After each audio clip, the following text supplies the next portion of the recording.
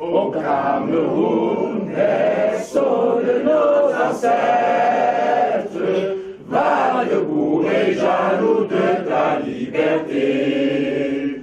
Comme un soleil, ton drapeau fier va être un symbole ardent de foi et d'unité.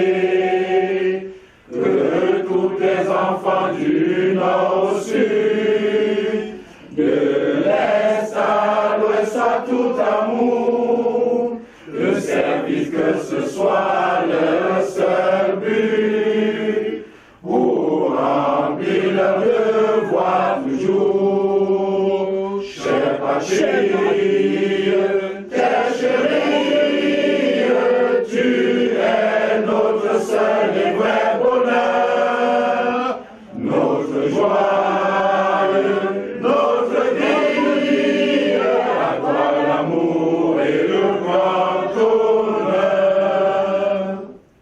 Au Cameroun, thou cradle of our father, only shone in our midst and our bones. Yet is a blood and sweetness on the water, on the nobody was the children. Dear Father, my love was not come tell.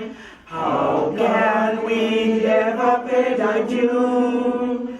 Now with them we will begin to hand over peace. We should thy name ever true. Land of glory, thou art thy major, our holy shore. Thy honor, thy devotion, thy deep endearment forevermore.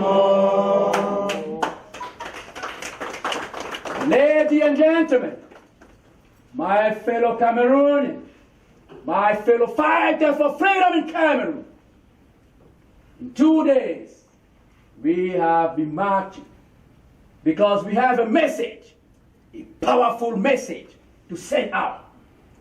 Sending this message out first to the government of Cameroon and in the entire world, straight to the Congress of the United States, to the Senate, to Union, to the world. Ladies and gentlemen, please stay silent as we are listening to the declaration of what we have so-called game over. General Adelaide, you have the floor. Thank you. Ladies and gentlemen, here's the resolution we've come to after our 2 days of the events game over. During 2 days of events, on the slogan game over, addressed to the government of Cameroon, the Republic of Cameroon, regarding the civil war in the English-speaking area in particular, and to the political, and the political imprisonment resulting from disputed presidential election of October 7, 2018, the Cameroonian diaspora of North America, Europe, and the whole world gathered on June 22, 2019, at 9 p.m.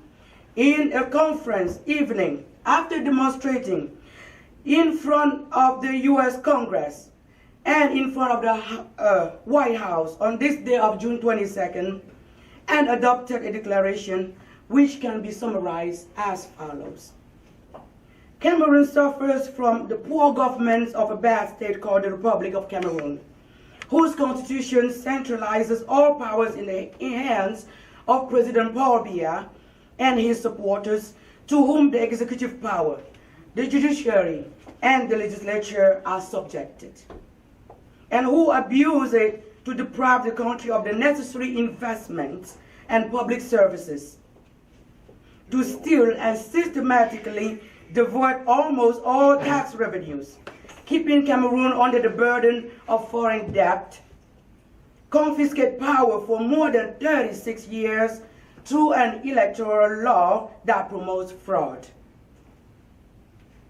The government of Mr. Biya uses an obsolete public administration that facilitates the embezzlement and misappropriation of the public fortune, terrorizes the population by the misuse of armed forces in execution of a law number 2014/028, which considers any peaceful public demonstration as an insurgency, and violently repress participants in public demonstrations by inflicting severe penalties ranging from beatings, torture in secret chambers, to the use of live ammunition against civilians, and heavy prison sentences, and very often capital punishment.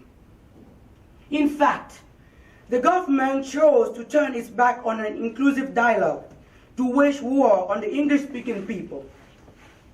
At the moment, Cameroon's prisons are filled with thousands of citizens who have dared to resist them peacefully. Indeed, Anglophones have since 1985 unsuccessfully asked for the end of this bad state and the restoration of the Federation, which Cameroon had known from 1961 to May 20th, 1972, when it was illegally abolished. In 2016 and 2017, Anglophone Cameroonians demonstrated peacefully in the streets, but were systematically denied any form of dialogue. Unfortunately, they have rather suffered a bloody repression to which they continue to resist to this day by using the concept of ghost city as well as arms while claiming their independence. It should be noted that the impact of this repression is catastrophic in terms of human lives lost, the crumbling of economic activities.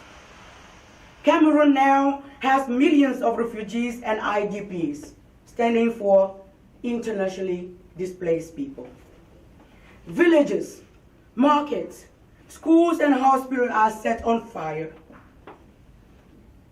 Professor Maurice Kamto, the leader of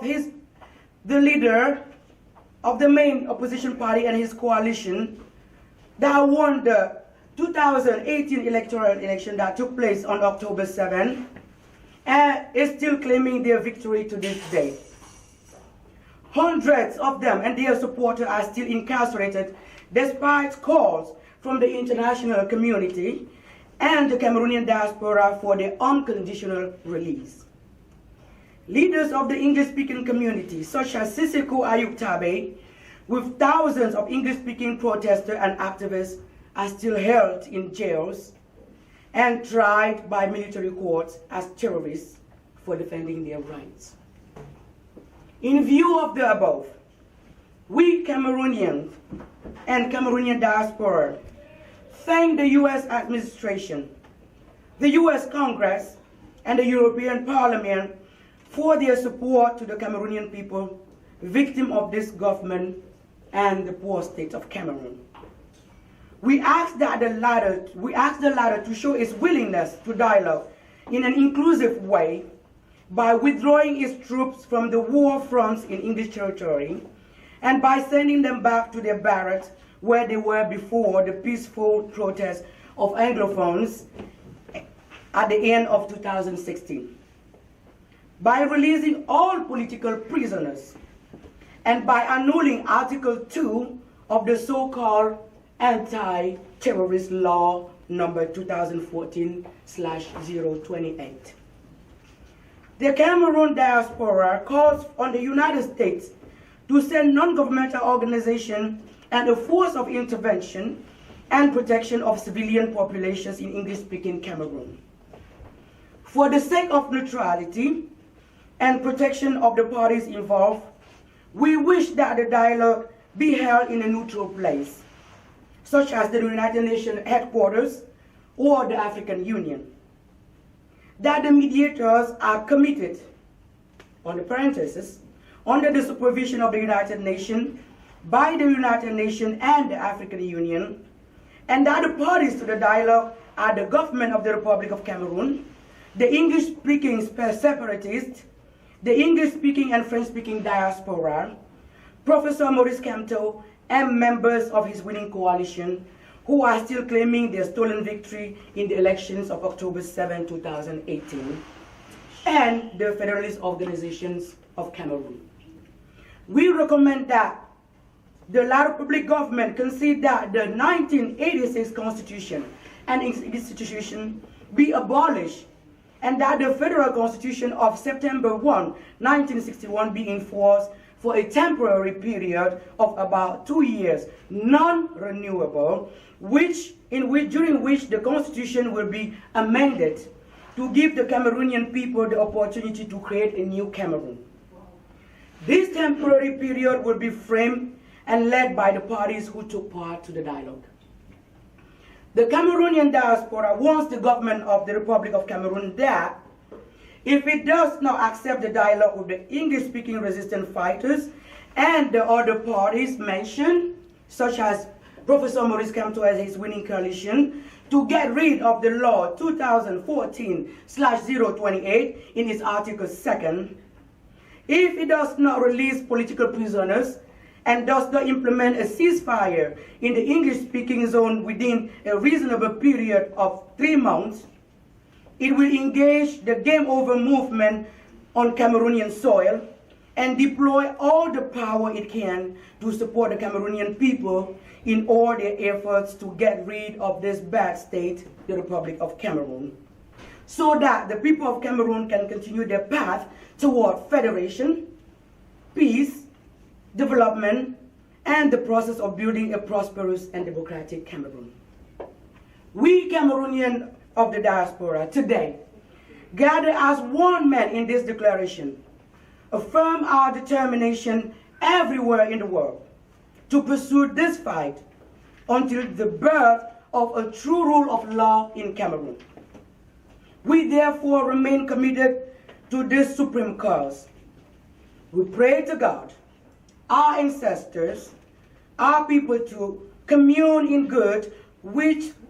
goodwill and in all sincerity of heart with this right fight for the salvation of Cameroon in the heart of an Africa moving toward its modernity. Long live the English and French Cameroonian diaspora. Long live the English and French-speaking Cameroonian people. Long live Cameroon.